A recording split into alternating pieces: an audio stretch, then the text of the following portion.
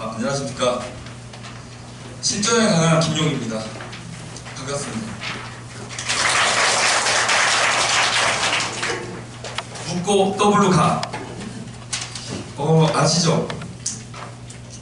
중학교 성적 묻고, 그리고 고등학교 성적은 더블로 가서, 그래서 1등급 받고 싶으시죠? 자, 그러면 지금 중학교에서 이제 고등학교에 진학했으니까 이제 주변에 여러 어머님들이 이제 이렇게 알아보고 다닐 겁니다. 어떻게 1등급 받냐면. 그럼 1등급을 받는 방법을 제가 지금부터 알려드릴게요. 가장 효율적인 방법입니다. 공부만 많이 하는 게 아니고요. 하지만 지금 현재 1등급 트렌드가 뭔지 아십니까? 수학에서. 바로 퍼펙트입니다. 너무나 당연한 소리 있다고요? 아니에요. 이 이유는 내신이 어렵지 않기 때문이에요. 지금 현재 수학시험이에요. 지금 이건 이 표입니다. 지금 현재 단대국어, 중상고 쭉 이렇게 나와져 있는데 제가 이렇게 항상 모든 학교 이렇게 조사하고 있거든요. 5년째. 근데 거의 이따가 찍을 시간 드리겠습니다. 자, 근데 여기서 맨 위에 단대국어가 있죠? 지금 단대국어 어떻게 생각하십니까? 시험 문제 쉬울까요? 어려울까요? 어렵다고 생각하죠? 잘못된 정보입니다. 제가 지금 5년째 하고 있는데 맨 위에 단대국어가 있어요. 작년에 이거 작년에 금년입니다. 금년 1학년 1학기 중간 기말을 합친 겁니다. 그래서 단대부가 가장 쉽게 나왔어요. 80점입니다. 이때 당시에 단대부 중보다도 쉬웠다고 합니다. 이따가 시간 드릴게요. 자, 그러면 물론 이런 지금 여기서 쭉 내려가 보세요. 그럼 딱 두 가지만 보겠습니다. 이게 그냥 제가 조사한 건 아니고요. 지금 평균하고 편입편차하고 90점 이상, 그리고 킬러문항 서술형을 조사했지만 여기서 여러 개보다 딱 하나만 더 볼게요. 특징적인 거. 제가 좀 시간 관계상 많이 볼 수가 없어요. 하지만 좀 내가 나도 간다음에 하면 정말 학교별로 제가 전부 다 확실하게 조사할 수 있거든요. 하나, 아까도 계속 휘문고 말씀하시는데 휘문고 53.3 이게 무엇을 뜻하는 건지 아십니까? 지금 90점 이상이 53.3%라는 거예요. 그럼 엄마 너 수학 나 9점 받았어. 오, 잘했네. 그래, 첫 시험 잘했어. 근데 5등급이야. 이런 상황입니다. 칭찬을 할 수도 없고 뭐라고 욕을 할 수도 없고. 그러니까 지금 현재 이런 상황이기 때문에 이걸 한마디로 요약하면 저는 이렇게 볼 수 있어요. 대부분의 내신 평균이 60에서 70점 됩니다. 대부분 학교가. 그리고 킬러 문제는 두세 문제 출제되고 서술형은 4에서 6문제 출제되고 있어요. 그럼 여기서 어머님들이 여기서 아셔야 되는 건 뭐냐면, 자 보세요. 지금 약 두세 문제를 제외하고 문제가 되게 쉽게 출제돼요. 그럼 어떻게 돼요? 단 한 개도 실수하면 안 돼요. 그냥 그래서 제가 아까 퍼펙트란 말을 쓴 겁니다. 공부는 퍼펙트하게 해야지만 겨우 1등급 받을 수 있어요. 어느 정도인가 제가 심한 학교는요. 심한 학교는 정말 3점 사이에 3점이면 한 문제 차이가 아니거든요. 근데 3점에 1, 2, 3등급이 다 있어요. 그리고 거의 기출문제 보시면 아시잖아요. 제가 정말 최강의 기출문제를 다 쓰고 있는데 기출문제에 보면 옆에 4.5점 그렇게 안 돼 있어요. 4.5점, 4.6점, 4.7점 그래요. 그래서 등급 차이가 정말 0.1점 차이로도 등급 차이가 납니다. 정말 펑펑 울어요. 그러니까 그런 상황이니까 한 문제 틀려도 점수가 등급이 안 나온다는 거예요. 그래서 이런 내신의 특성 때문에 과거나 영재고를 준비한 실력이 엄청난 아이들, 그런 아이들도 실수 하나 해가지고 2, 3등급이 나올 수 있는 거예요. 이게 내신입니다. 수능은 아니에요. 자, 그러면 여기서 보시면, 자, 그럼 반대로 그럼 어떻게 생각할 수 있겠어요? 실력이 조금 떨어지는 아이예요. 실력이 조금 떨어지는 아이도 저와 함께 정말 퍼펙트하게 준비를 한다면 그 실력 있는 아이를 누르고 1등급을 받을 수도 있는 겁니다. 실전적 감각으로요. 그래서 1등급을 받는 것을 세 가지로 말씀드릴게요. 자, 쉬운 건 신속 정확하게 풀어야 됩니다. 이 말이 무슨 뜻이냐? 쉬운 문제는 정말 퍼펙트하게 풀어야 되는데 25분 내에 풀어야 돼요. 킬러 문제를 제외한 걸 25분 내에 풀지 않으면 나중에 킬러 문제를 풀 수가 없습니다. 그리고 킬러 문제는 3분의 2 이상 맞추기 100이라고 안 했습니다. 왜? 그건 이따 말씀드릴게요. 가끔 말도 안 되는 학교들이 또 있어요. 말도 안 되는 학교들이 있고요. 자, 3분의 2 이상 맞춰야 되고요. 그럼 킬러 문제를 제외한 쉬운 거는 정말 20분 내지 25분 내에 풀지 않으면 킬러 문제에 도전할 수 있는 시간이 없어요. 그래서 안 되고요. 서술형. 정말 서술형은요, 퍼펙트하게 써야 돼요. 마찬가지로. 왜냐하면 서술형은 문제 난이도에 비해 굉장히 쉽습니다. 그러니까 문제 난이도에 비해 배점이 높아요. 그게 서술형이에요. 보시면 전 그래서 실력도 실력이지만 실력 플러스 알파가 필요하다고 생각합니다. 그 플러스 알파가 뭘까요? 시험에 대한 감각입니다. 그럼 이 감각을 어떻게 기를 수 있을까요? 바로 이 감각은 기출문제를 통해서 많이 가능합니다. 왜 기출문제냐고요? 기출문제는요, 자, 계산이 복잡하고요, 숫자가 생소하고 함정 문제도 많아요. 그래서 이 기출문제를 처음에 딱 보게 되면 아이들은 굉장히 무척이나 당황스러워해요. 어떻게 이게 답이 돼요? 이 숫자가 어떻게 337분의 23이 어떻게 답이 돼요? 그렇게 물어봐요. 굉장히 애들은 당황스러워하고 답을 내고도 틀렸다고 잠깐 생각을 하게 되죠. 그러니까 자신감이 없어지는 거예요. 하지만 이렇게 기출문제를 많이 연습하게 되면 그러면 어떻게 돼요? 이렇게 많이 문제에 익숙해지겠죠. 그 익숙해져서 당황스러운 문제에 상당히 쉽게 대응할 수 있는 방법이 생깁니다. 그리고 또한 기출문제를 준비하다 보면은 그런 게 있어요. 킬러 문제 선별 능력이 상승돼요. 문제를 딱 볼 때, 이거 킬러 문제구나. 그걸 알 수가 있어요. 자, 킬러 문제가요, 어머님, 중간중간에 섞여 있어요. 맨 마지막에 있는 거 아니에요. 자칫하다 킬러 문제에 손댔다가 10분 걸렸는데, 10분 걸려 풀었는데 보기에 답이 없어요. 그 시험 망친 겁니다. 그러니까 딱 보고, 이거 킬러 문제네? 좀 이따 풀어야지. 그게 능력이에요. 자, 그러면 시험에 나오는 킬러 문제를 우리가 대비할 수가 있어요. 기출문제도. 두 번째 기출문제의 좋은 점입니다. 왜냐하면 시중 문제집은 유통구조상 킬러 문제를 대비할 수가 없어요. 최신 경영 문제가 없어요. 왜냐하면 학교 선생님은요, 그의 모의고사나 그의 수능에 나온 문제를 바로 각 그렇게 출제된 문제를 바로 변형해서 출제하기 때문에, 그래서 그렇게 바로 나온 그런 최신 경향 문제들은 어떻게 보면 기출문제에 있지 일반 시중 문제집에는 있을 수가 없어요. 최하 몇 년 걸리거든요. 그러니까 유통구조상 그렇게 시중 문제집, 그리고 예를 들어 블랙라벨이나 일본 같은 고난도 문제집은 내신 대비에 적절치가 않아요. 지금까지 제가 쭉 봐온 결과. 그리고 문제 만든 목적이 다르다고 말씀드렸습니다. 제가 유튜브에 이렇게 김용수학을 검색하시면 제가 많은 이야기 해놨거든요. 거기에 있는 내용 외에 오늘 좀 다른 말씀을 좀 드리려고 합니다. 그래서 이제 이것도 있고요. 두 번째입니다. 그래서 제가 그 기출문제의 중요성을 알아서 처음 접할 때, 처음 그 수학 들어갈 때 필수 개념 배우잖아요. 그런 필수 개념과 기출문제가 함께 수록된 그런 MIT 기본 기출을 제가 교재로 쓰고요. 그 다음에 수많은 기출문제들이 있어요. 그런 문제들을,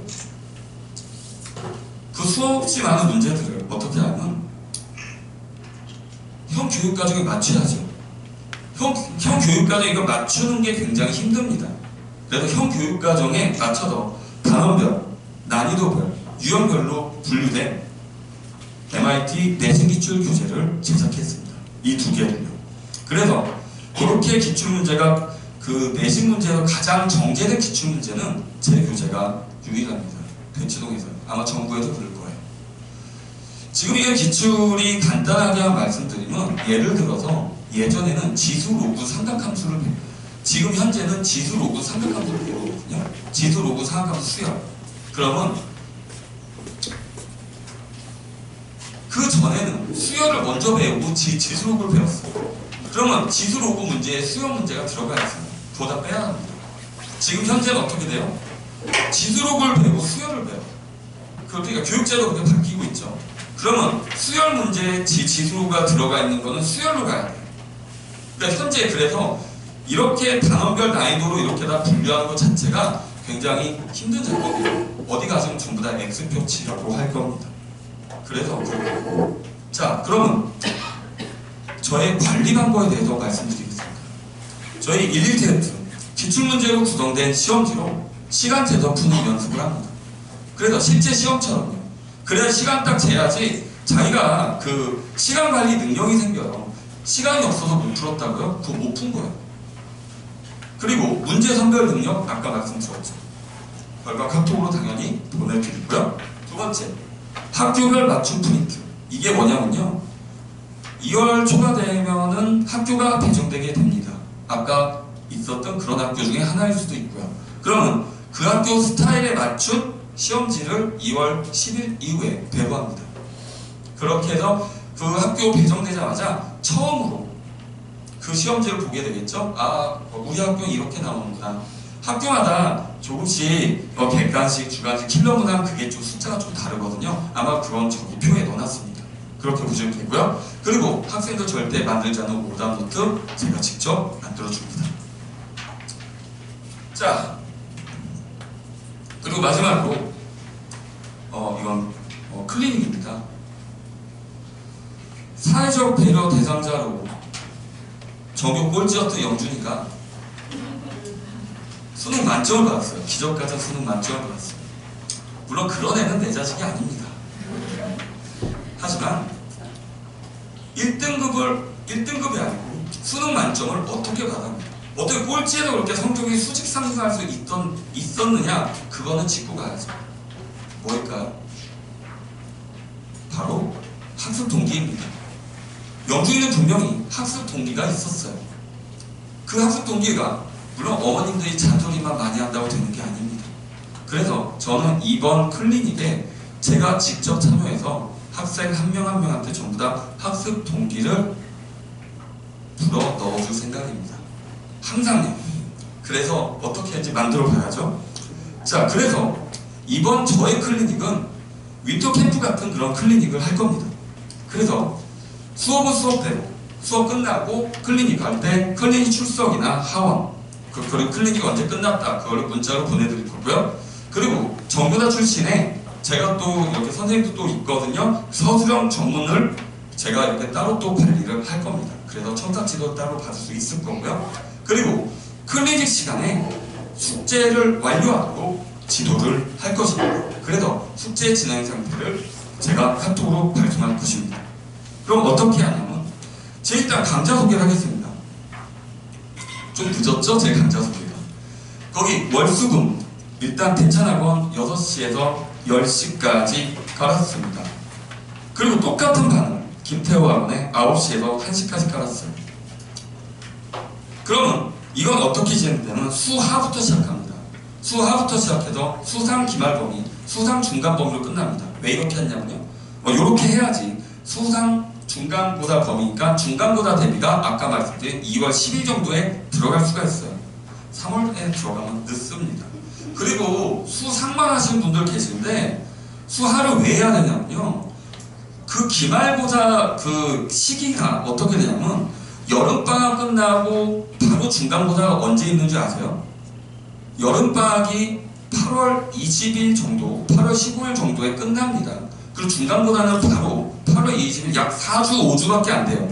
4주, 5주 뒤에 바로 수화 시험 봐야 돼요. 그 이때쯤 수화를 봐놓지 않으면 그때 힘듭니다. 시험 기간이 5주밖에 없어요. 그래서 수상화를 반드시 이 시기에 같이 해야 합니다. 그러면 학생들 편의를 고려해서 제가 이렇게 짰습니다. 똑같은 강좌가 2개가 있죠. 그러면 9시에서 1시는 김태호 학원, 그리고 6시에서 10시가 대차학원입니다.